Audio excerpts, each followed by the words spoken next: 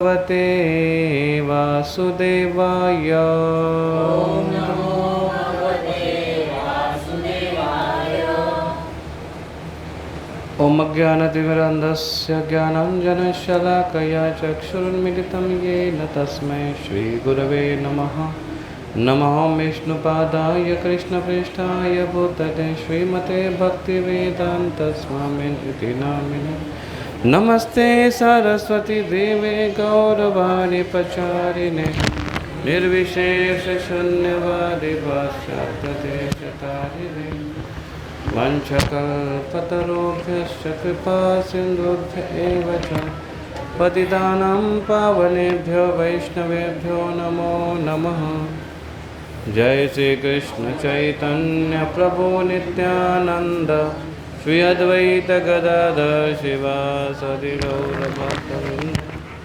हरे कृष्णा कृष्ण कृष्ण हरे हरे, हरे राम राम राम। टाइट करो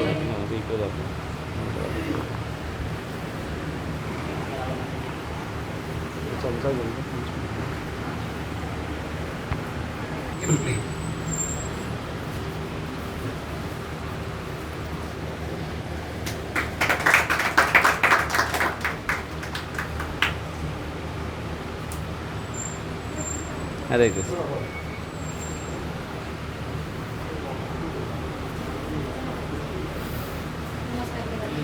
तत्सा श्रीप्रह्लाद उवाच तत्साधुमन्ये असुरवर्यदेहिनां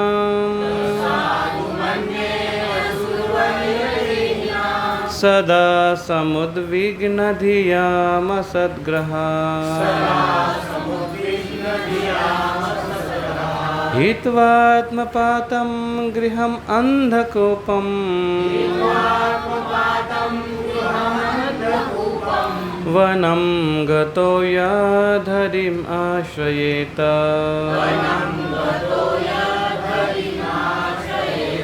श्रीप्रह्लाद उवाच तत्साधुमन्ये असुरवर्यदेहिनां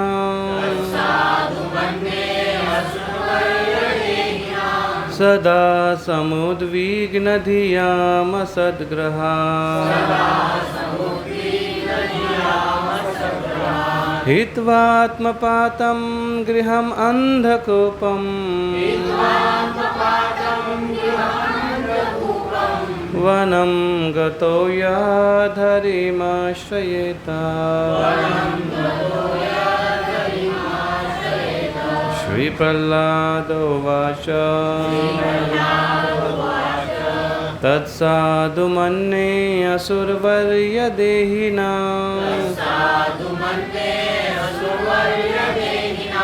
सदा समुद्विग्नधियामसद्ग्रहा हित्वात्मपातं गृहमन्धकूपम् वनं गतो याधरिमाश्रयेत।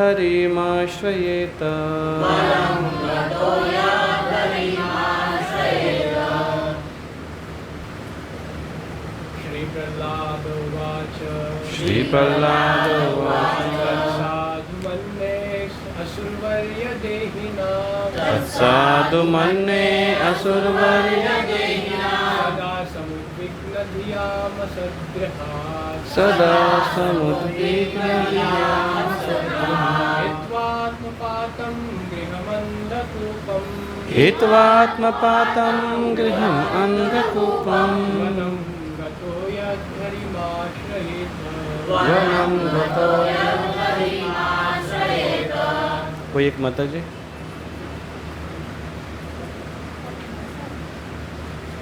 पढ़ो। श्रीप्रह्लाद उवाच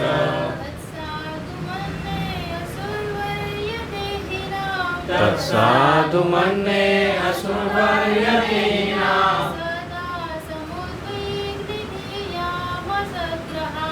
सदा समुद्विग्नधियामसद्ग्रहा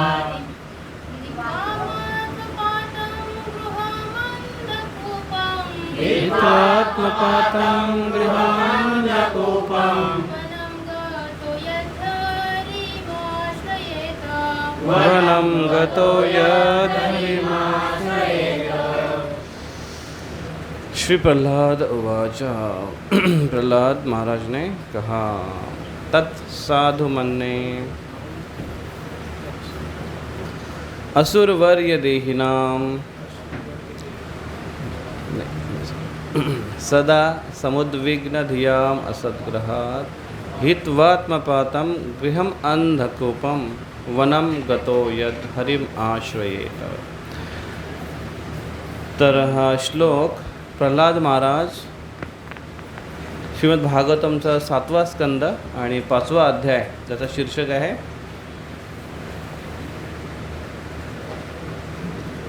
हिरण्यकशिपू यांचा साधुपुत्र प्रल्हाद, यांचा साधुपुत्र श्री प्रल्हाद महाराज। आणि श्लोक नंबर 5 प्रसंग असा आहे इथे की प्रल्हाद यांना शिक्षण घेण्यासाठी गुरुकुलमध्ये पाठवलं होतं आणि ती स्पेशल स्कूल होती। षंड आणि अमर हे 2 शुक्राचार्याचे पुत्र होते। स्पेशल ट्रेनिंग देत होते ते। कसली ट्रेनिंग होती त्यांची?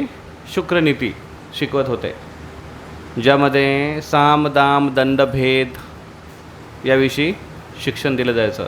समजा तुमची आता एक शाळा आहे, स्कूल आहे तुमच्या, आणि तुम्ही जर त्यांना शिकवत आहे मुलांना की कशा पद्धतीने दुसऱ्याला ठगवायचं, दुसऱ्याचा पैसा कसा लुटायचा, कसा बिझनेसमधून त्याला घाटा करायचा, असं जेव्हा शिक्षक विद्यार्थ्यांना शिकवतात तेव्हा सगळ्यात पहिल्यांदा मुलं शिक्षकालाच ठगतील, फीसच देणार नाही अगोदर, का सरांनी शिकवलं आहे। आणि म्हणून जे टेररिस्ट देश आहेत, जे समाजामध्ये असे आतंक फैलावतात, काय म्हणतात आतंकला, खून खराबा, याच्यासाठी ते खास करून असे आतंकवादी आहेत, त्यांना बढावा देत आहेत, त्यांना पाळतात पोसतात ते।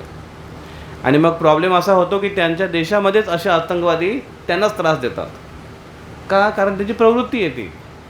तुम्ही जर घरामध्ये साप पाळले दुसऱ्यांच्या घरात सोडण्यासाठी, दुसऱ्यांना मारण्यासाठी, तर ते तुम्हाला चावणार नाही? प्रयत्न करून बघा, एकदा प्रयोग करायला हरकत नाही। 100% चावणार आहेत ते आपल्याला। पण एकदा एक न्यूज आली होती, आताचीच न्यूज आहे, काही महिन्यापूर्वीची गोष्ट आहे, की एक सर्पमित्र होता, महाराष्ट्रातलाच आहे, आपल्या इकडचाच कुठला तरी, आणि आत्तापर्यंत तो एवढा एक्सपर्ट, आणि त्यांनी आत्तापर्यंत हजारो साप पकडले, त्यांनी लोकांना मदत केली त्याने, आणि एवढा फुल कॉन्फिडंट होता त्याचा। एक दिवशी साप पकडायला गेला असा, आणि त्यांनी कॅज्युअली असं सापाला पकडला, आणि सापाला पकडल्याबरोबर त्याच्या हातातून तो सटकला। शेपटी इकडे पकडली होती, इकडे हात, त्याचं तोंड पकडला होता, तो सटकला, आणि लगेच त्याने चावा घेतला त्याच्या हाताला, एकदम कडकडून चावा घेतला त्याने। त्याचा हात पकडून तो चावा सोडवला आणि त्याला थैलीमध्ये टाकला, जंगलात घेऊन गेला, जंगलात त्याला सोडला, आणि तिकडनं तो रिटर्न येत होता, आणि त्याला सांगत होते की डॉक्टरकडे जायला पाहिजे, ते बोलले काय नाही, होऊन जाईल, आणि तो म्हणतो आता जाऊच आपण डॉक्टरकडे, आणि डॉक्टरकडे जाता जाता त्याला चक्कर येऊन पडायला लागला, तो तोंडाला फेस यायला लागला, डॉक्टरकडे गेलं, डॉक्टर म्हणतात फार उशीर झाला, आणि तोच ज्या स्थितीमध्ये होता, ज्या कार्यामध्ये होता, त्यानेच त्याचा प्राण घेतला।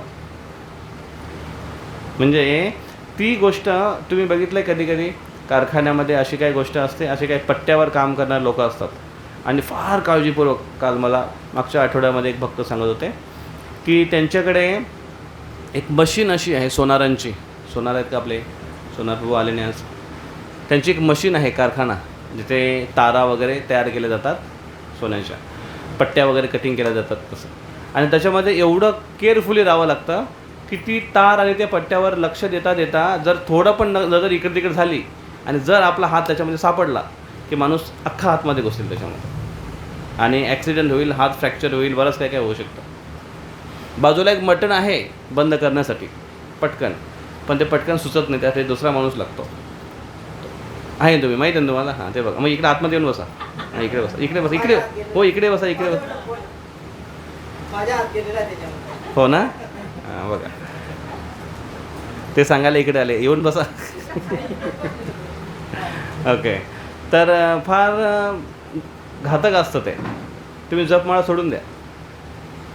हां, जपमाळा काढा हातातून. एका वेळेस एकच काम करायचं. हां, तर मग जी गोष्ट आपण अशी की ज्याच्याकडे थोडं जरी दुर्लक्ष झालं, काय म्हणतात त्याला, संकट घटी, काय म्हणतात त्याला, नजर हटी दुर्घटना घटी. तसं आहे की आपण ज्या गोष्टी पाळतो त्याचा त्रास आपल्याला 100% होणारच. इथे हिरण्यकशिपू एक असा आतंकी आहे आणि अशी शिकवण देण्यासाठी त्यांनी पाठवला शंड अमरकडे, प्रल्हादाला. तिथे ट्रेन होणारे लोक काय एक दुसऱ्यावर विश्वास ठेवतील आणि काय बंधुत्वाने त्यांचं राज्य करतील, शक्यच नाही. इथे जेव्हा एखादा राष्ट्र, एखादा देश शत्रुत्वाची भावना शिकवतो, सगळ्यात अगोदर ती त्यांच्या देशात सुरू होते. एखादा बाप जेव्हा मुलाला शिकवतो आहे की कोणाचं ऐकायचं नाही, बिंदास राहायचा, कोणी बोलला ना कानाखाली मारून यायचे, ते मुलाला थोडं मोठं होऊ द्या, पहिली काना तुमच्या मारणार आहे. तो होते की नाही, असं 100% होणार आहे. मग ही अशी शिकवण त्या काळी दिली जात होती. आणि प्रल्हाद हा लहान 5 वर्षाचा बालक आहे आणि त्याला गुरुकुलमध्ये टाकलं. तर त्याच्या अगोदर तशी गर्भधान संस्कार त्याचं एवढं चांगलं झालं होतं. आणि एवढं चांगलं म्हणजे भगवंतांचं एक थोडंसं प्रयोजन होतं आणि एक त्याला श्रवण करायला मिळालं होतं हिरण्यकशिपूला विष्णूंबद्दल.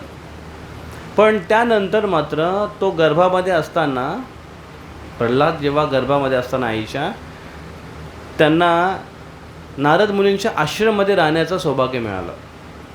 आणि नारद मुनींनी त्यांना जे उपदेश केले, श्रीमद भागवतमची कथा श्रवण करवली, ते उपदेश त्या बालकाने एवढं गंभीरतेने आत्मसात केलं.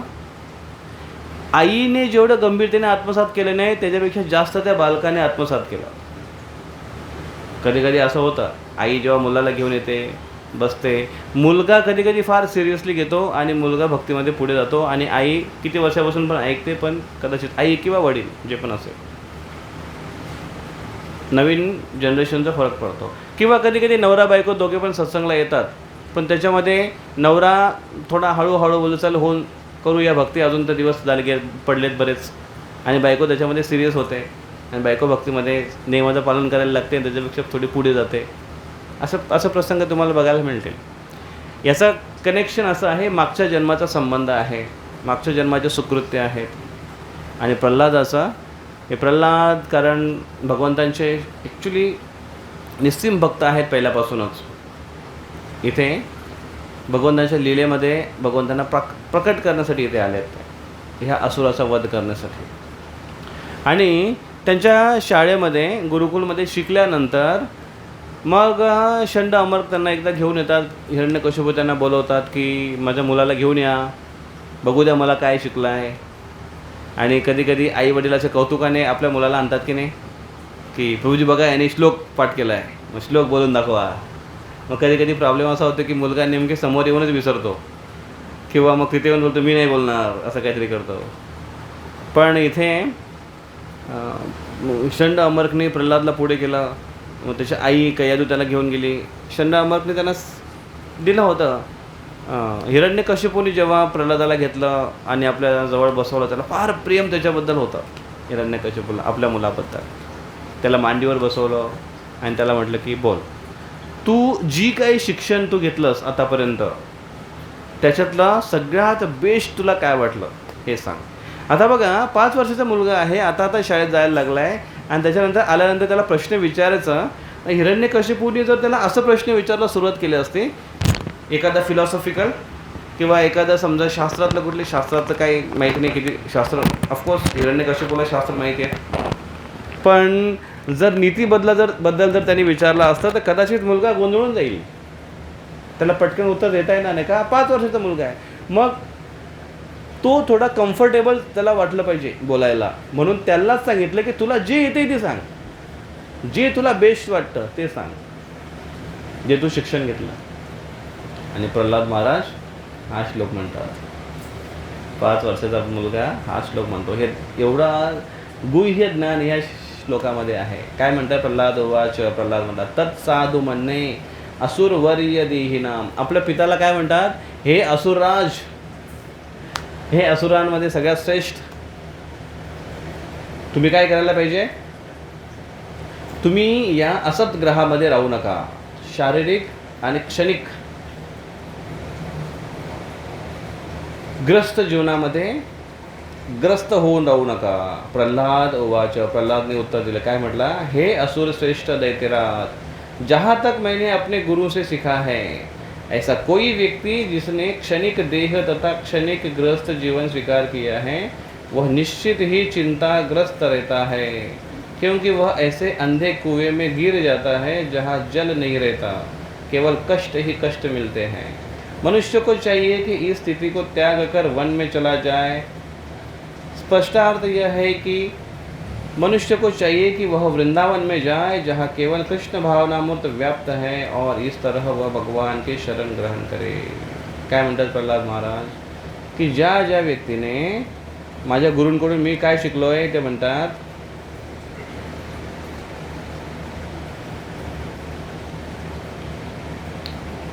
की ज्या व्यक्तीने असं गृहस्थ जीवन स्वीकार केलं आहे. कसं गृहस्थ जीवन? ज्याला गृहमेधी असं म्हणतात. गृहमेधी आणि गृहस्थ या दोघांमध्ये भेद असा आहे. वास्तविक असा काही भेद नाही आहे टेक्निकली, पण एक अंडरस्टँडिंग एक सामंजस्याच्या दृष्टिकोनातून फक्त एक मांडला गेला आहे असा, की गृहमेधी म्हणजे ज्याच्या जीवनाचा उद्देश फक्त घर आहे आणि घराच्या अवतीभोवती तो फिरतो. घराच्या अवतीभोवती फिरणं म्हणजे काय? सकाळी उठल्या उठल्या घराला प्रदक्षिणा करणं असं आहे? नाही. घराच्या अवतीभोवती फिरतो म्हणजे काय सुदर्शन भाऊ?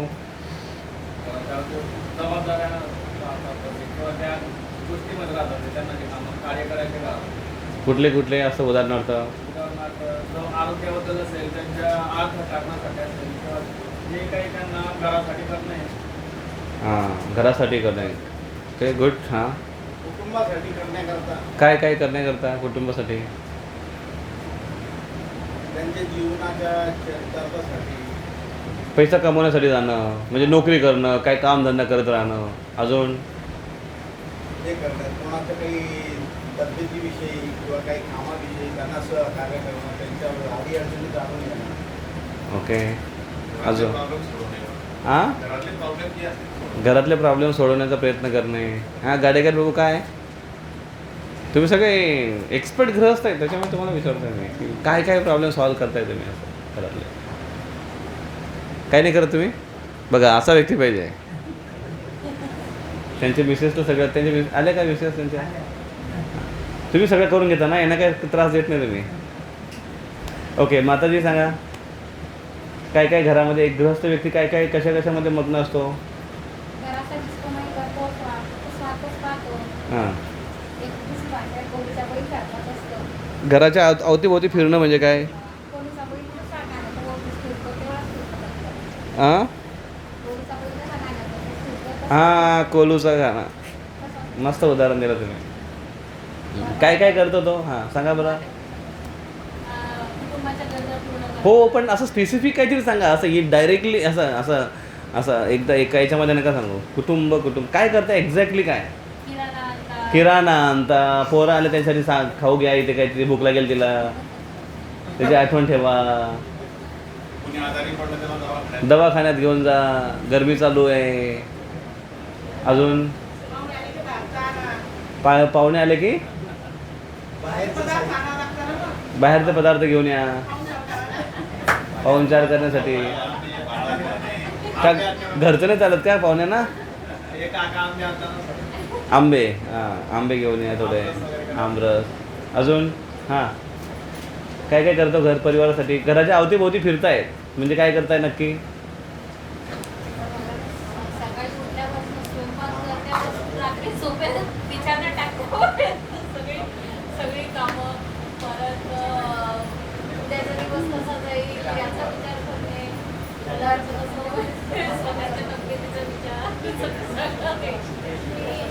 हां, मग असा विचार ऐसा ऐसा कोई व्यक्ति जिसने क्षणिक देह तथा क्षणिक गृहस्थ जीवन स्वीकार किया है वह निश्चय ही चिंताग्रस्त रहता है. बरोबर आहे का ते? 5 वर्षाचा मुलगा गृहस्थ आश्रमात गेला नाहीये, त्याला कसं का माहिती आहे सांगा? पूर्वजन्मामध्ये गृहस्थ होता. मग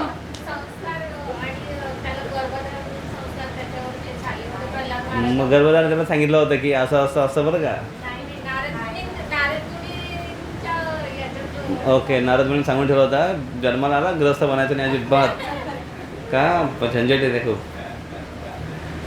असं काहीतरी. ओके, चिंताग्रस्त राहतो आहे प्रत्येक व्यक्ती, चिंताग्रस्त राहतो. खरं आहे का ते? खरं आहे ते. चिंताग्रस्त रहता है क्योंकि वह ऐसे अंधे कुएं में गिर जाता है जहाँ जल नहीं रहता, केवल कष्ट ही कष्ट मिलते हैं. अंधकुवा, अंधकुवा म्हणजे ज्याला अंधकूप म्हणतात. अशी खोल अशी एक विहीर आहे, एवढी खोल की त्याच्यामध्ये अंधेराच आहे पण त्यात पाणी नाही आहे. त्याच्यामध्ये पडल्यानंतर बाहेर निघायचे काही चान्स आहेत नाही. जंगलामध्ये दूर आहे, किती पण आवाज द्या वर आवाज येत नाही. असा अंधेरे आणि अंधा कुवा काय आहे तो समजतच नाही की पुढे काय होईल आणि अचानक प्राण पखेरू उड जाते आणि मग जेवढा सगळा पसारा केला आहे, आला हुकारा सोडला पसारा, आहे की नाही? किती प्लॅनिंग करतोय आपण, हे असं करायचं आहे तसं करायचं आहे, घर बांधायचं हे करायचं, पोरांचे शिक्षण हे ते सगळं सगळं सगळं सगळं प्लॅनिंग आणि अचानक टायरची हवा गेली, पंक्चर. तर चिंताग्रस्त असतो तो हमेशा आणि अशा कुव्यामध्ये तो कष्ट भोगतोय. दुःख आहे. संसारात दुःख आहे का? खूप आहे का? थोडं थोडं आहे. थोडं थोडं सुख आहे की थोडं थोडं दुःख आहे?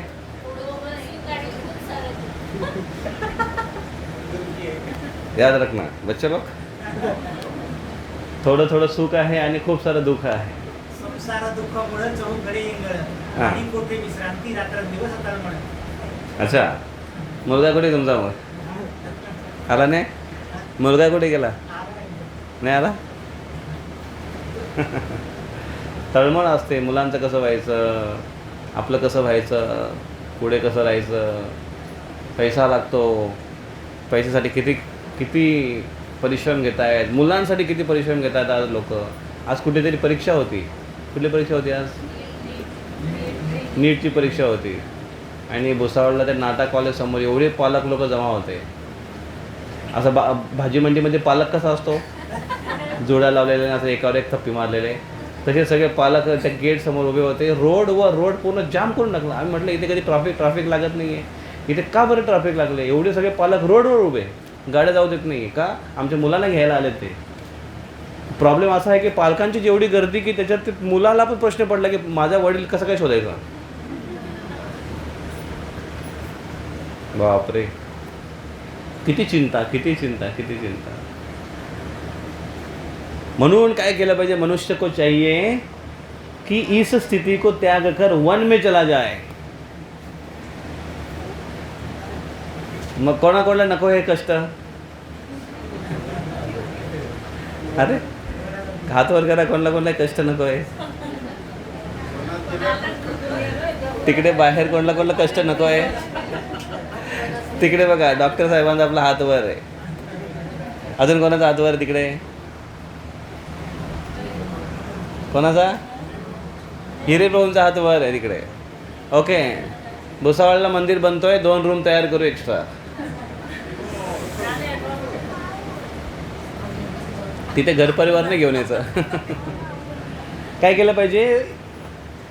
त्याग केला पाहिजे, वनामध्ये गेला पाहिजे, म्हणजेच वानप्रस्थ घेतला पाहिजे.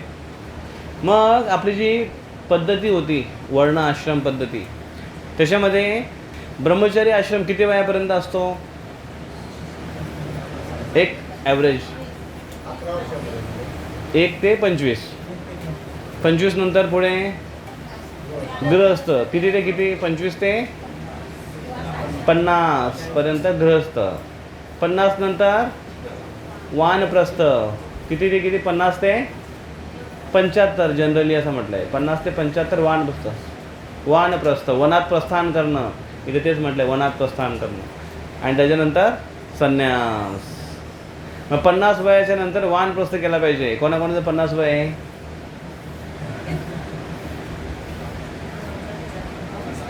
गायकवाड भाऊ झाले का 50? जास्त आहे आपण. आता 50 नाही ना? हां 50 नाही, जास्त आहे.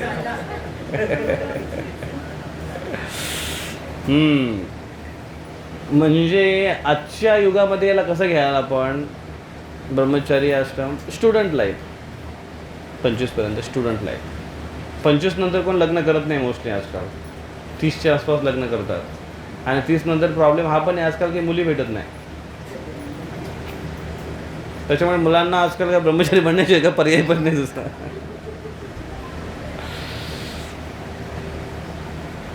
आणि त्याच्यानंतर गृहस्थ आश्रम एक जास्तीत जास्त 50 वर्षापर्यंत गृहस्थ आश्रम खेचला गेला पाहिजे. पुढे वानप्रस्थाची तयारी केली पाहिजे. म्हणजेच रिटायरमेंट लाईफ. रिटायरमेंट त्यांनी घेतली पाहिजे. VRS volunteer retire. मग काय केलं पाहिजे रिटायर घेऊन?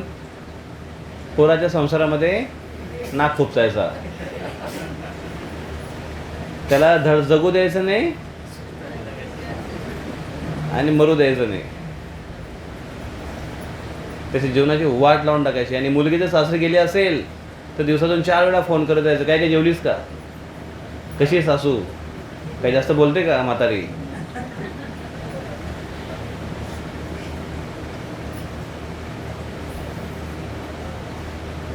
आणि तिचा लाईफ बर्बाद करून टाकणं हे रिटायरमेंटची कामं.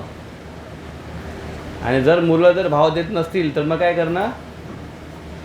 मग एखादी सिरियल बघत बसणं. सास भी कभी बहू थी, बंधिनी. आजकाल नवीन कुठल्याला जर लक्षात ठेवायला पाहिजे नावं. काय नवीन नाव आहे सध्या? हां कोणी बघतच नाही ना तुम्ही? एखादा हुशार माणूस शोधावा लागेल मला ज्याची माहिती देईल. मग सिरियल बघत बसणं, त्याच्यामध्ये वेळ घालवणं. आणि सकाळी थोडं फिरायला जाणं, मंदिरामध्ये व्यायाम करणं, वॉकिंग करणं, जरा हेल्थ सांभाळण्याचा प्रयत्न करणं, असं जीवन घालवायचं. आणि मग काय करायचं? मग शेवटी मरण येण्याची वाट बघायची आणि एक दिवस मरून जायचं. असं जीवन लोक घालवतात आज. प्रल्हाद महाराज म्हणतात असं जीवन अयोग्य जीवन आहे. मनुष्य जीवन यासाठी नाही मिळालं. अंधकूपामध्ये पडलेलो आहे. इथून बाहेर निघण्यासाठी रिटायरमेंट लाईफ घ्यायला पाहिजे. हे कोणाला सांगता येते? हिरण्यकशिपूला आपल्या वडिलांना म्हणताय, पप्पांना म्हणता येते. समजा एखादा मुलगा जर आपल्या बापाला असं म्हणत असेल की पप्पा तुमचं तर वय झालं, आता काय करा? मंदिर जॉईन करा, मंदिर सत्संग जॉईन करा.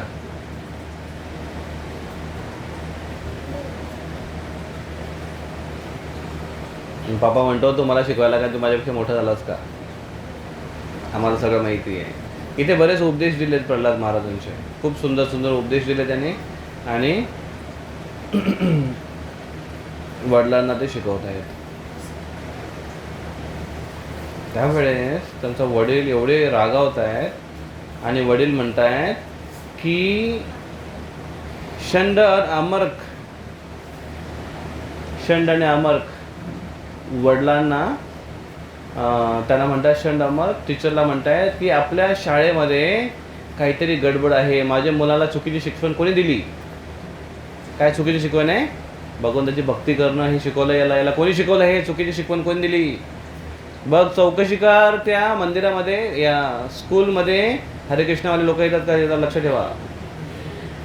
हे त्यांना शिकवत आहेत कदाचित भगवद्गीता. आणि ते म्हटले यस यस आम्ही लक्ष ठेवू. आणि मग प्रल्हादाला घेऊन जातात. मग प्रल्हादला घेऊन गेल्यानंतर पुढच्या वेळी त्याला शिकवलं जातं. खूप प्रयत्न करत त्याला शिकवण्याचा. पण प्रल्हादाच्या हृदयामध्ये भगवंतांची भक्ती ही पहिल्यापासूनच निवास करत होती. स्मरण त्यांचं भगवंतांप्रती फार दृढ होतं. आणि त्याच्यामुळे हे बाह्य शिक्षण जरी त्यांना मिळत होतं तरी ते बाह्य शिक्षण त्याने आतमध्ये हृदयामध्ये उतरू दिलं नाही. पहिलं जे शिक्षण मिळतं त्याचा खूप डीप खोलपर्यंत हृदयामध्ये परिणाम प्रभाव होत असतो. एखाद्या मुलाला जर लहानपणापासूनच शालेय शिक्षण जर त्याला मिळायला लागलं, जे आज मोस्टली नास्तिकवादाकडे घेऊन जातं माणसाला आणि बुद्धिजीवीकडे आणि फार लिबरल विचाराकडे घेऊन जातं, धर्मापासून संस्कृतीपासून फार दूर घेऊन जातं, अशा मुलाला पुढे जाऊन जर तुम्ही संस्कार द्यायला चालू कराल, शास्त्र शिकवायला चालू कराल, आतमध्ये जाणार नाही तुमच्या. का? कारण पहिलं ज्ञान दुसऱ्या ज्ञानाला अडथळा निर्माण करतं. आणि असंच होतं की नाही? असंच होतं शाळेमध्ये पण. असं आपल्या प्रत्येकाला तुम्ही स्वतः अनुभव कराल याचा. म्हणून मुलांना घरापासूनच संस्कार देणं गरजेचं आहे. लहानपणीच त्यांना शिकवा. भगवद्गीता त्यांना शिकवा, भागवत त्यांना शिकवा. म्हणजेच आपण शिका अगोदर आणि मग मुलांना शिकवा. आपणच जर शिकलो नाही आणि मुलांना जर प्रश्न विचारला, पप्पा भगवद्गीतेमध्ये मम्मी सांगत होती की भगवद्गीतेमध्ये भगवान कृष्ण अर्जुनाला असा उपदेश करतात, सांगा बरं मला पुढचं काय आहे. पप्पा म्हणतो फार बोर करतो राव तू, जा मम्मीकडे जा. का? पप्पाला माहीत नाही. पप्पा मम्मी दोघांना सुद्धा शास्त्राचं ज्ञान असणं गरजेचं आहे, तेव्हाच ते मुलांना देऊ शकतील. आणि हे संस्कार जर लहानपणापासून नसतील, मोठे झाल्यानंतर मुलांना शिकवणं खूप कठीण, खूप खूप खूप खूप कठीण. मग प्रल्हादाला जेव्हा अशी शिकवण मिळाली, मग त्याला खूप प्रयत्न केला गेला, मग प्रल्हादाने ते स्वीकार केलं नाही. पुन्हा जेव्हा त्याला बोलवलं गेलं की बघू तू काय शिकलास आता, आणि पुन्हा जेव्हा त्यांच्या मांडीवर बसवलं आणि पुन्हा त्यांना विचारतात की मागच्या वेळेस तू मला चुकीचं ऐकवलं होतंस, आता योग्य ते ऐकवलं पाहिजेस. काय योग्य ते? कसा छळ करून कसा राजा बनेल, कसं सम्राट बनला पाहिजे, कशी तू माझी गादी चालवली पाहिजेस, कशी हिंसा हे आपला खरा धर्म आहे, हे तू शिकला पाहिजेस, असं त्याला शिकवलं. अशी त्याची अपेक्षा होती. आणि प्रल्हादाला बसवलं मांडीवर. प्रल्हादाने परत त्याला विचारलं, प्रल्हादाने परत म्हटलं, सेम म्हटलं त्यांना की भगवंतांची भक्ती केली पाहिजे. पुढचा श्लोक आहे तो. आणि भगवंताची भक्ती कशी केली पाहिजे ते पण ते सांगतायत, त्याची पद्धत कुठली आहे ते पण ते सांगतायत. कशी पद्धत आहे ती? ही पद्धत आहे. 9 प्रकारे भगवंतांची भक्ती केली पाहिजे. प्रल्हाद उवाच श्रवणं कीर्तनं विष्णो स्मरणं पादसेवनं अर्चनं वन्दनं दास्यं सख्यम् आत्मनिवेदनम् इति पुंसार्पिता विष्णो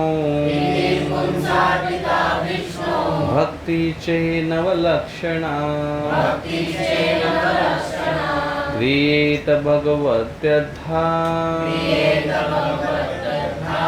तन्मन्ये अधि उत्तमम्. उत्तम भक्तीचा मार्ग आहेत कुठले? श्रवणम कीर्तन. 9 विधा भक्ती याला म्हणतात. 9 किंवा नवविधा भक्ती म्हणतात. कुठली 9 विधा? 9 प्रकारे. श्रवणम, कीर्तनम आणि विष्णू स्मरणम. स्मरणम कोणाचा करायचा? हां, नाही तर लोक स्मरण करतात की नाही दुसरं काहीतरी. विष्णू स्मरणम, पादसेवनम, अर्चनम, वंदनम, दास्यम, सख्यम आणि आत्मनिवेदनम. पूर्णपणे समर्पित होणं. कोणी उदाहरण देऊ शकतं? श्रवण करून कोणी भक्ती प्राप्त केली? श्रवणम परीक्षित महाराज आणि सुत गोस्वामींनी कीर्तन केलं. पण शौनकादी ऋषींनी पण श्रवण केलं. श्रवण कोणी केलं? परीक्षित महाराज. कीर्तन कोणी केलं? हां, ते कीर्तन नाही.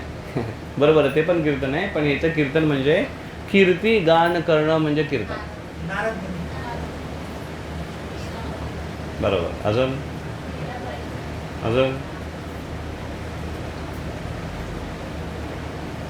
परीक्षित महाराजांनी श्रवण केलं आणि शुकदेव गोस्वामीने कीर्तन केलं. शुकदेव गोस्वामीने कथा सांगितल्या.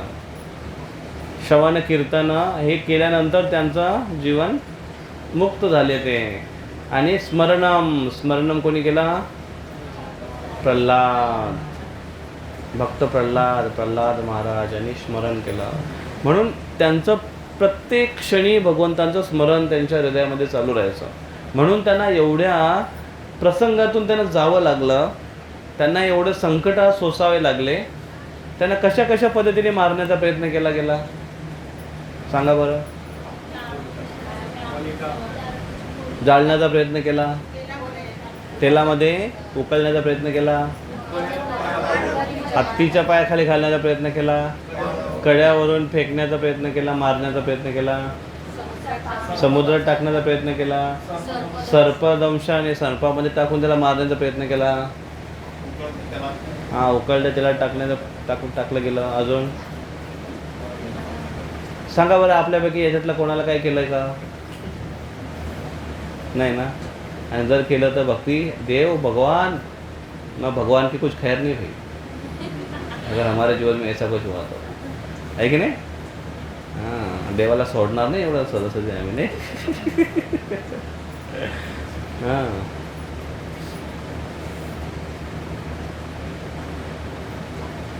म्हणून भगवंत पण असेच भक्त निवडतात की जे त्यांना ब्लेम नाही करणार. त्यांच्या जीवनात संकट आल्यावर मन बदलणं आणि त्यांना ब्लेम करणं, ब्लेम म्हणजे दोषारोपण करणं, याच्यामध्ये आपण एक्सपर्ट आहोत. आत्तापर्यंत आपल्याला मदत करणारा व्यक्ती अचानक त्याने मदत करणं बंद केलं किंवा काहीतरी विरुद्ध गोष्ट आपल्या जीवनात घडली, लगेच आपले सगळे विचार बदलता, लगेच आपल्या गन रायफली तयार होतात, त्याच्याबद्दल धाड धाड धाड धाड धाड काहीतरी बोलायला. हां, तो तसाच आहे, ती तशीच आहे, आणि अमकीने धमकी त्याला सुरू होतं. मग वेळ नाही लागत मन बदलायला. त्यांनी खूप काही केलं पण असेल तरी पण. आणि तुम्ही या भौतिक जगाचा एक असा नियमच आहे माहिती नाही का, की तुम्ही एखाद्या व्यक्तीसाठी आयुष्यभर खूप काही चांगलं केलं आणि एकदा जर तुमच्याकडून काही चांगलं झालं नाही तर अगोदरचं सगळं फुकट आहे की नाही, सगळ्यावर पाणी फेरलं गेलं. म्हणजे याचा अर्थ एका शब्दात म्हटलं तर फ्लश केलं गेलं सगळं. असं आहे की नाही? असं आपण फक्त स्वतःबद्दल विचार करतो की मी एवढं केलं आणि माझ्याबद्दल माझ्या जीवनात मी एवढं केलं आणि थोड्यासाठी त्या व्यक्तीने मला असं दोषारोपण केलं. फक्त आपण एकच बाजू बघतो की माझ्या बाबतीत काय घडलं, मी कोणा बाबतीत केलं की नाही ते आपल्याला कधी समजत नाही, कधीच समजत नाही. आणि म्हणून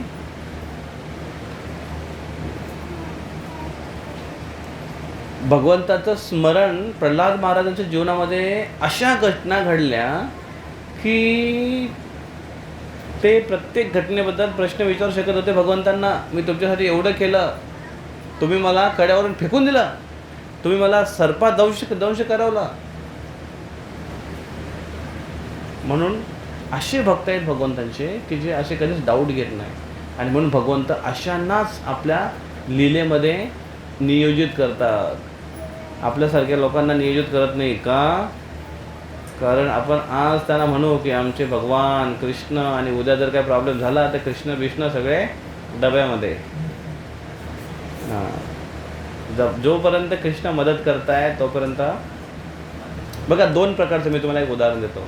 दोन प्रकारचे विचार आहेत की एखादा व्यक्ती मंदिरामध्ये आला, दर्शन बंद होतं, उघडायला अर्धा तास एका भोग लावलाय भगवंतांना.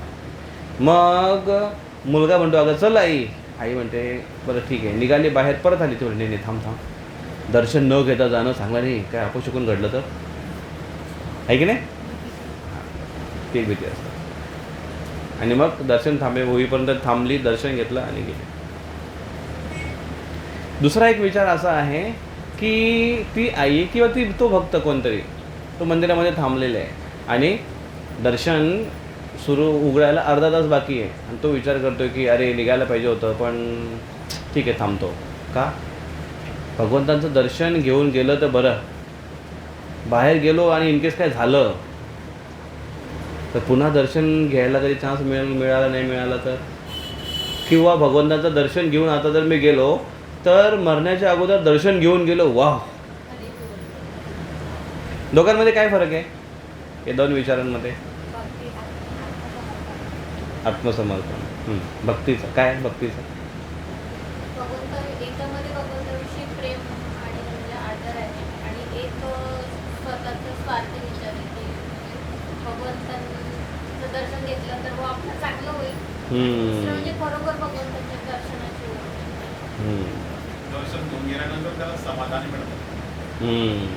मग कुठला उदाहरण चांगला आहे आपल्यासाठी? मग तुम्ही जेव्हा मंदिरात जाल असं दर्शन घ्यायला तेव्हा कुठला विचारावर विचार कराल? सेकंड नक्की भगवंतांचा असा पद्धतीने आश्रय घेतला पाहिजे की भगवंत माझ्या जीवनामध्ये आहेत, मी भक्ती करतोय, माळा करतोय. आज जर मी बाहेर निघालो तर माझे 4 माळा राहिल्यात, 4 माळा मी रोज करतोय, पण कमीत कमी तेवढा करूनच मी बाहेर जाणार. का पुढे काय होईल काय माहिती, संध्याकाळी परतलो नाही परतलो, पण 4 माळा करून तर गेलोय. मेल्यानंतर भगवंतांना रिपोर्ट देईन 4 माळाचा नियम ठेवला होता, 4 माळा करून आलोय. आणि जर समजा घरातून निघालो, ॲक्सिडेंट झाला आणि 8 माळा राहिल्यात, 8च झाल्यात फक्त, आणि गेल्यानंतर तिकडे म्हणून काय रे 8 माळा करून करायचं राहिल्यात, ता परत 8 माळा करून ये नाही. किंवा तिथे गेल्यानंतर अफसोस वाटलं, अरे फुकटचा मेलो मी, 8 माळा राहिल्या माझ्या अजून. आहे की नाही? काय काय बघू असं होतं ना. मग घरातून निघण्याच्या अगोदर हा विचार आला पाहिजे मनामध्ये, 4 माळाच करतोय मी, असं काय फार मोठं काय करत नाही, किंवा 8च माळा करतोय मी, असं काय फार मोठं करत नाही, किंवा मी 16च माळा करतोय वयाच्या 32 वर्षापासून, किंवा वयाच्या 40 वर्षानंतर. म्हणजे 40 वर्ष काहीच नाही केलं. किती बॅकलॉग आहे, पेंडिंग आहे. आता भलं 16 चालू केल्यात मी, वयाच्या 40 वर्षापासून जर 16 चालू केल्या तर 40 वर्षापर्यंत 16 माळा म्हणजे बाकी आहेत. मग किती माळा झाल्या? रोज 16. एका वर्षात किती होतात बघा, आणि असे 40 वर्षात किती होतात बघा. मग 16 माळा करतो तर फार मोठी गोष्ट करतोय. हां, म्हणून जास्तीत जास्त करण्याचा प्रयत्न केला पाहिजे. तर अशा पद्धतीने प्रल्हाद महाराज आपल्या वडिलांना, आणि प्रल्हाद महाराज बघा, जर आज सरकार बदलली आणि उद्यापासून तुम्हाला म्हटलं की कोणीही देवाचं नाव घ्यायचं नाही, असे काही जर आले पटपटांग लोक, आणि जर समजा, आणि माहिती नाही पुढे जाऊन होईल पण परिस्थिती बदलते आजकाल, तर एवढी रिस्क घेऊन कोण देवाचं नाव घेईल का? त्यांच्या राज्यामध्ये एकच असा व्यक्ती होता की जो भगवान विष्णूंची भक्ती करायचा, तो म्हणजे प्रल्हाद. बाकी पूर्ण राज्यामध्ये, पूर्ण राज्यच नाही, पूर्ण ब्रह्मांडावर त्याचं राज्य होतं. कुणीही जर विष्णूचं नाव घेताना दिसला की त्याला ठार मारणं ही शिक्षा होती.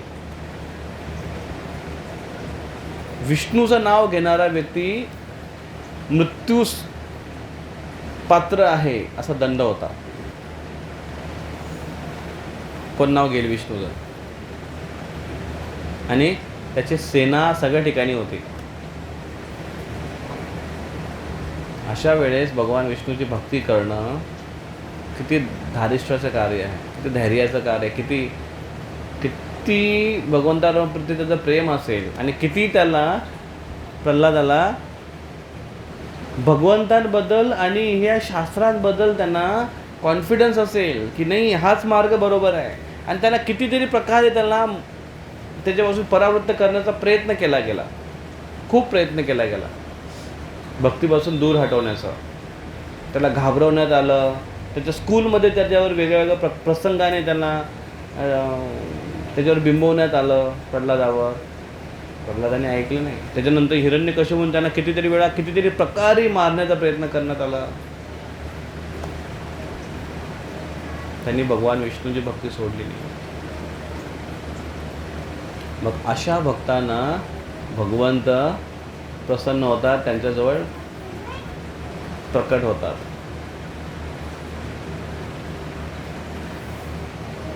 मग जर आपण 8 माळा करतोय किंवा 16 माळा करतोय 4 वर्षापासून, आणि तो म्हणतो की अजून दर्शन झालं नाही देवाचा, म्हणू शकतो आपण? नाही म्हणू शकतो. मग किती वर्षानंतर म्हणू शकतो? 15 वर्षानंतर, 16 वर्षानंतर, 17 वर्षानंतर. प्रल्हाद एवढं त्याला टॉर्चर केलं गेलं, भगवंतांची स्मरण, भगवंतांप्रती कंटिन्युअसली स्मरण त्यांचं चालू आहे, पण मनामध्ये त्यांची भावना अशी आहे की मी एक असुर कुळात जन्मलो आहे, माझा जन्मच बघा कसा आहे, निम्न कुळामध्ये आहे, भगवंतांप्रती द्वेष घेणारा समाज आहे, माझे वडील भगवंताचे एवढे मोठे शत्रू आहेत, स्वतःला शत्रू समजत आहेत, अशा परिवारात माझा जन्म झाला आहे आणि मी भगवंतांचं दर्शन मला मिळावं अशी मी अपेक्षा कसं काय करू शकतो, म्हणजे काय योग्यता आहे, म्हणजे काय लायकी आहे, असा विचार करत होते प्रल्हाद. याला किती नम्रता लागते, खूप नम्रता लागते. आणि आपण म्हणतो ना, विद्या विनयेन शोभते, विद्या ददाती विनयम. एखादा व्यक्ती हुशार असेल, बुद्धिमान असेल, तो नम्र असतो. उथळ पाण्याला किती पाठ आहे आपलं, उथळ पाण्याला खळखळाट फार, खळखळ खळखळ खळखळ. तशी उथळ भक्ती असते ना, तर आपण खळखळाट फार असतो. हां, गडबड गडबड बडबड बडबड. थोडं काही केल्यानंतर लगेच असं वाटतं की बापरे, 10 लोकांना सांगणं, भक्तीचं प्रदर्शन करणं, किंवा एखादी गोष्ट जर नाही मिळाली तर अधिकारासाठी लढणं, भक्तीतल्या गोष्टीसाठी. अधिकारात, भक्तीमध्ये पण अधिकार असतात ना. सुरुवात कुठून होते भक्तीचा अधिकार? प्रसाद.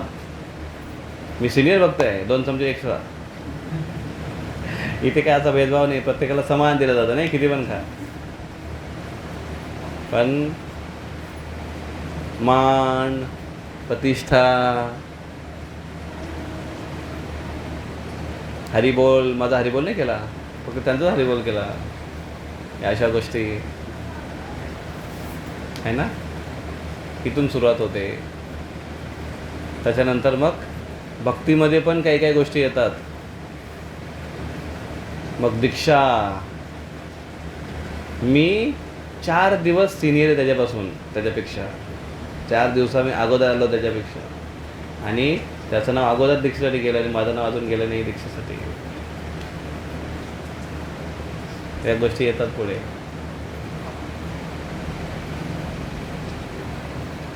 म्हणून नम्रता हा खूप मोठा टूल्स आहे की जे नम्रता हा असा गुण आहे की भगवंतांना आकर्षित करतो आणि भगवंत त्याच्याकडे खेचले गेले जातात. असा गुण आहे नम्रता. आणि तो जर अंगीकारला नाही किंवा ते जर प्रॅक्टिस केली नाही, तो असा अचानक नाही येणार. नम्रता असं काही पदार्थ नाही की तुम्ही मार्केटमध्ये गेले की कुठल्या दुकानात भेटतं नम्रता, 2 किलो घेऊन टाकतो एकदाच, असं काही नाही आहे. त्यासाठी प्रॅक्टिस करावी लागेल, ते अंगीकारलं जाईल, त्यासाठी मेहनत करावी लागेल, पुन्हा पुन्हा अहंकार बाहेर येईल, पुन्हा पुन्हा वादविवाद होतील, पण पुन्हा पुन्हा प्रयत्न केले गेले पाहिजेत. तेव्हा कधी जाऊन आपण जीवनाच्या शेवटी थोडासा नम्र बनवू. आणि जसं नम्र बनलो तसं भगवंताची कृपा 100% मिळणे म्हणजे मिळाली. आणि मग आपण भगवंताचं नाव चांगल्या पद्धतीने घेऊ शकतो. भगवंताचं जेव्हा आपण नाव घेतो ना, ते नाव एवढं स्वीट आहे, एवढं मधुर आहे, असे आचार्यगण सांगतात.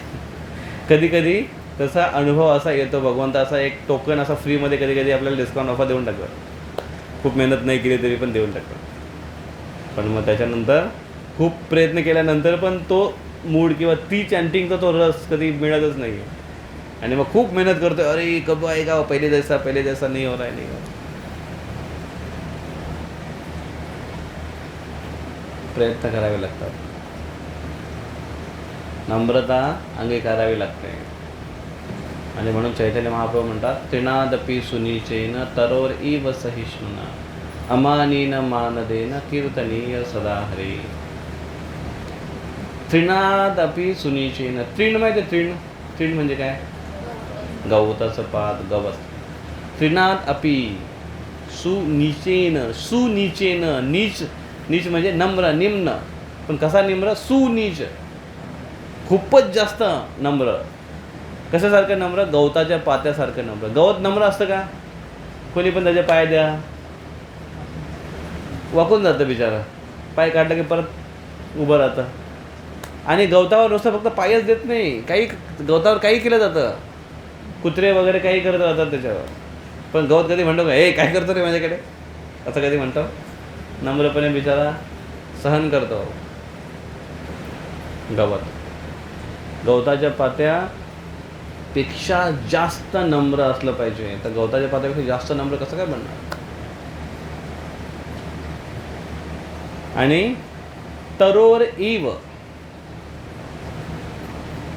तरोर इव, तरू म्हणजे वृक्षासारखा सहनशील. वृक्ष सहनशील असतो की नाही? आता बघा उन्हामध्ये कसा उभा असतो, किती उन्हात तुम्ही उभा राहू शकता का उन्हात? बाप रे, जामनेरमध्ये ऊन कमी आहे ना, भुसावळमध्ये भयंकर आहे, भयंकर आहे. हे तुमचे चेहरे, कोणाचे चेहरे काळे नाही पडले म्हणून म्हणतो मी. बघा यशवंतचा चेहरा कसा काळा पडलाय, उन्हात फिरतो भुसावळच्या उन्हामध्ये. आम्ही तिकडे उन्हामध्ये फिरतो आता सध्या, कन्स्ट्रक्शन चालू आहे म्हणून. भयंकर ऊन. पण झाडाखाली जाऊन बसलं की असं वाटतं हा बरं वाटलं जरा. पण ते झाडाचा विचार करा, तो किती सहन करतो. असा हीट 40-45 डिग्री सेल्सिअस तापमान सहन करतो. ऊन, डायरेक्ट ऊन सहन करतो आणि आपल्याला सावली देतो. आणि शिवाय पावसाळा सहन करतो, हिवाळा सहन करतो, सगळं सहन करतो. आणि परत एवढं करून तर करून फळं पण देतो. आणि फळं देण्याचं फळ त्याला काय मिळतं? दगडं, हे की नाही? आता कैऱ्या आल्यात, अरे काय मस्त आंबे आहेत, उचल दगड. अरे दगड का, तो विचारा तुम्हाला फळ देतो आणि त्याच्यावर आपण दगडे मारतो. विचार करा.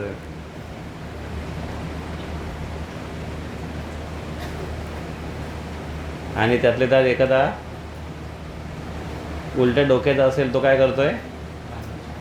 कापूनच टाकतोय, शिरच्छेद करतो त्याचं. एवढं मोठं झाड वाढवायला आज 15-15, 20-20 वर्ष लागतात. लोक सहज कापून टाकतात. आणि कधी असं झालंय का? आता बघा, विचार करा तुम्ही की तुम्हाला जर समजा कोणी एक चापट मारले तर तुम्ही काय कराल? आता एवढं नम्रताचं ऐकलंय तर त्याच्यामुळे आता ते डिपेंड आहे की कोणी मारले आहे की नाही, कोणी मारले त्याच्यावर अवलंबून आहे.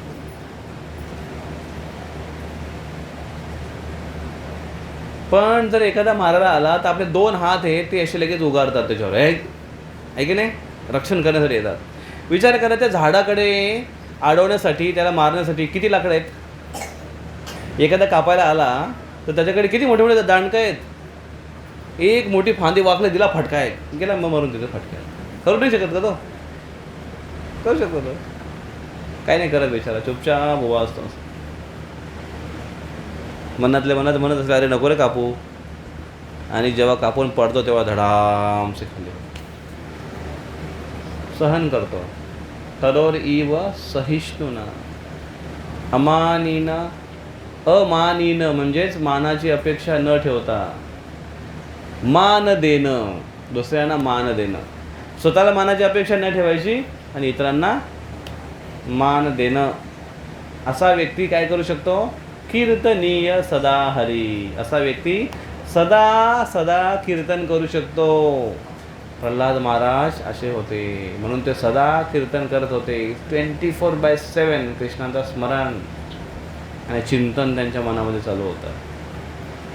जोपर्यंत ह्या वृत्तीपर्यंत येत नाही आपण, तोपर्यंत हरिनामाची गोडी चाखता येणार नाही. मग आपले संतगण काय म्हणतात? अमृताहुनी गोड नाम तुझे देवा, अमृताहुनी गोड नाम तुझे देवा. नामदेव महाराज म्हणतात, मन माझे केशवा, मन माझे केशवा, काबा न घे, काबा न घे. हे केशवा, माझं मन का बरं घेत नाही याला?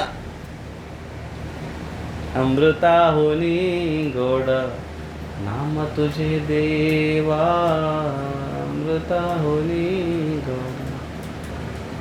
पण देवाचं नाव घेताना कसं वाटतंय? हरे कृष्णा कृष्णा कृष्णा हरे हरे हरे राम राम राम. एक भक्तांना मी दुपारी फोन केला होता, म्हटलं हरे कृष्णा भाऊजी. म्हटलं हरे कृष्णा. काय करताय? काय नाही, तुम्ही काम लावून दिले ना, तेच करतो. जप करतो.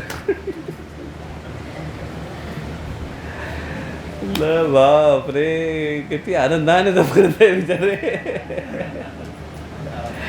तुम्ही काम लावून दिलंय आहे की नाही?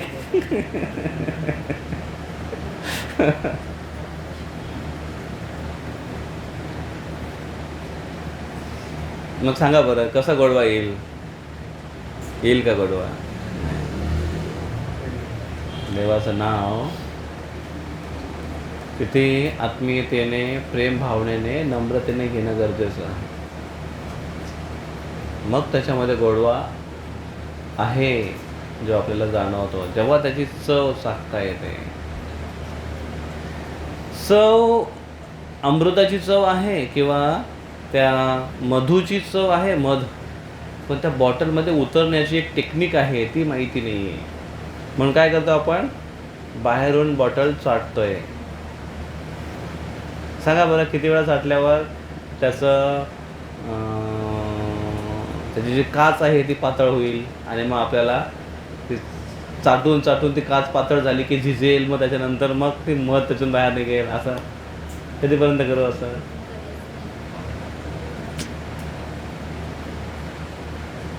झाकण उघडावं लागेल, त्याच्यात उतरावं लागेल, मग त्या मधाच्या सागरामध्ये डुबक्या मारता येतील. तसं हरिनामाची चव, भक्तीचा आनंद, रस जोपर्यंत मिळत नाही तोपर्यंत काय मजा येत नाही सगळ्या गोष्टी करायला. पण मग कधी कधी भगवंत असा एक टोकन फ्रीमध्ये एक डिस्काउंट ऑफर देऊन टाकतात. चॅन्टिंग करता करता अचानक 2-4 मणी जप करता करता असं वाटतं, अरे मस्त वाटतं, हरे कृष्णा हरे कृष्णा. किंवा एखादं माळा खूप छान वाटली, किंवा एका दिवशी पूर्ण चॅन्टिंग एकदम आनंदात झाली. असं होतं कधी कधी, किंवा भगवंत कधी कधी देतात असा अनुभव.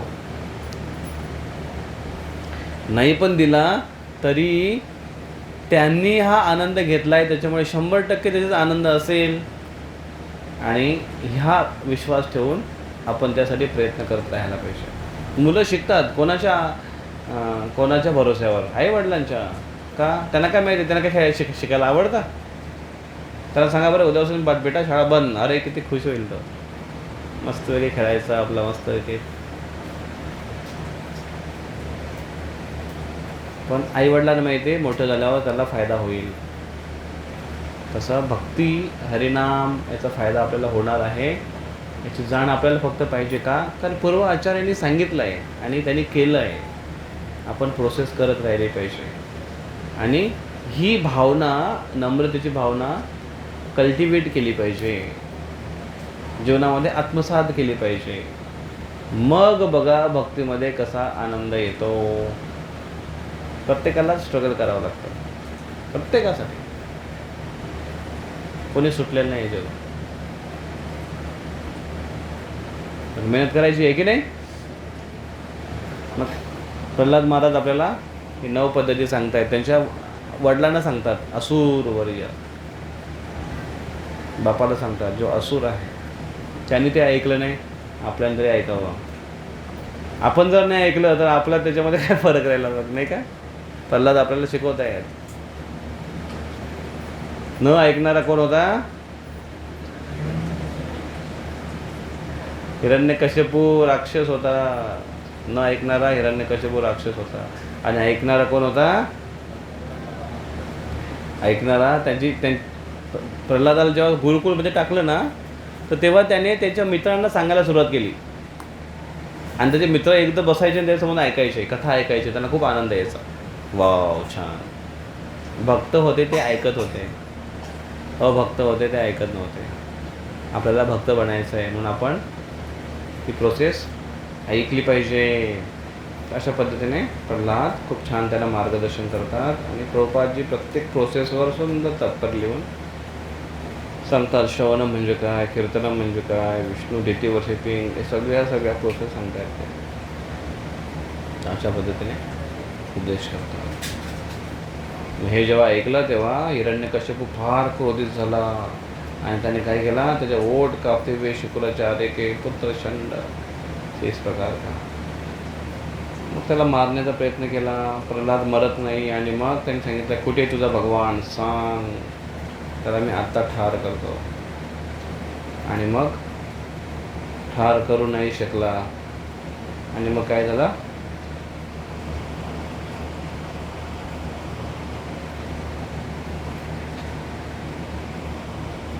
भगवान नरसिंहदेव प्रकट झाले आणि भगवान नरसिंहदेवाने त्याचा वध केला.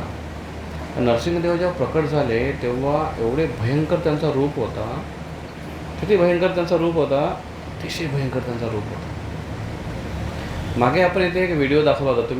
तुमच्यापैकी कोण कोण होता? तुम्ही होते का इथे?